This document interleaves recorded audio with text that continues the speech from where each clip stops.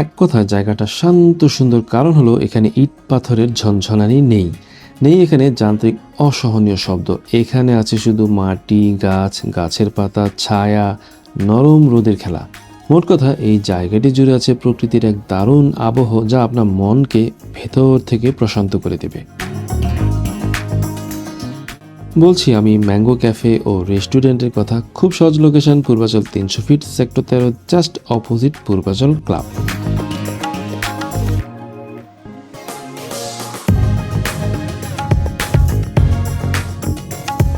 Mango ক্যাফেতে আছে বিভিন্ন রকমের সিটিং অ্যারেঞ্জমেন্ট যা খুবই কমফোর্টেবল, আছে ক্লিন ওয়াশরুম যা ভীষণ নেসেসারি সবার জন্য, আছে ছোট বড় দোলনা যাতে বড় ছোট সবাই মজা করে দোল খেতে পারে। স্পেশালি আমার কাছে বেশি ভালো লেগেছে এখানকার রান্নাঘরটি, যেখানে নানা রকমের পিঠা, রুটি, হাঁস ও মুরগি রান্না হয়ে থাকে। এই ম্যাঙ্গো ক্যাফেটি দিনের আলোতে একরকম সুন্দর আর রাতে লাইটিংয়ের কারণে অন্য রকমের সুন্দর হয়ে থাকে, আর তাই এখানে সব বয়সের মানুষের আনাগোনা লেগেই আছে। যা ওপেন হয়ে থাকে দুপুর 1টা থেকে সবার জন্য, সপ্তাহে 7 দিন।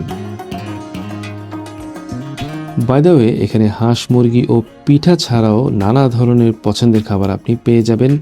আর খুব স্বভাবতই কিছু কিছু ফুড প্রাইস একটু বেশি আমার কাছে মনে হয়েছে, যদিও ফুড কোয়ালিটি ও টেস্ট পারফেক্ট অ্যান্ড ডেলিশিয়াস।